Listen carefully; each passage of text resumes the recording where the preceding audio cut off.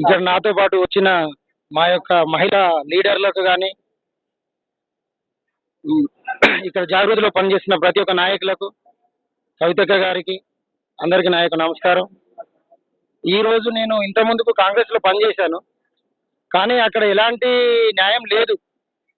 పేదవాళ్ళ మీద దోసుకోవడము, ఇప్పుడు మన ఏంది హైడ్రాన్ పెట్టేసి పేదవాళ్ళ ఇండ్లు కూల్చడము, మొన్న ఖమ్మంలో కూడా పేదవాళ్ళని, వెలుగుబట్లలో కూడా పేదవాళ్ళని ఇండ్లని కూల్చేసి అక్రమంగా భూములు దోసుకోవడము, ఇవన్నీ చూసిన తర్వాత మరి కవితక్క గారు ఈరోజు పల్లెబాట అని చెప్పేసి, ప్లస్ ఇంకోటి మన సామాజిక న్యాయం అని చెప్పేసి ఆమె తీసుకున్న ఈ నిర్ణయం మాకు బాగా నచ్చి ఈ రోజు మరి అక్కడి నుంచి కాంగ్రెస్ పార్టీ నుంచి మేము విడ్రాల్ చేసుకొని మరి కవితక్క గారి నాయకత్వంలో పనిచేయాలని, ఆమె అడుగుజాడలో నడుచుకుంటూ మరి రేపు పొద్దుగాల ఈ రాబోయే 29లో కవితక్క గారిని సీఎం చేసుకోవాలని, ఆమెతో పాటు యుద్ధమాలు కావచ్చు, పోరాటాలు కావచ్చు, ఆమెతో పాటు కలిసి పోరాడి యుద్ధమాలు చేసి సామాజిక తెలంగాణ తెచ్చుకోవాలి. ఇప్పటి వరకు తెలంగాణ వచ్చింది కానీ సామాజిక తెలంగాణ లేదు, ఎవరికి న్యాయం లేదు. బీసీ, ఎస్సీ, ఎస్టీల కులాల వారికి కూడా ఎవరికి న్యాయం లేదు.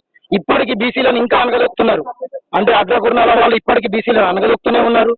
ఇంకా న్యాయం ఎక్కడ జరగలేదు.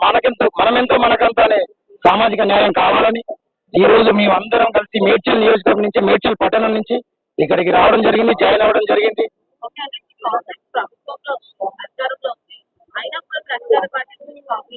అధికార పార్టీ ఈ రోజు మనకు ఏం న్యాయం జరగట్లేదని, ఈ రోజు మనకు ఒక న్యాయం చేసే పార్టీ మనకు కావాలని చెప్పేసి ఈ రోజు మనం ఈ పార్టీలకు ఈ జాగృతిలోకి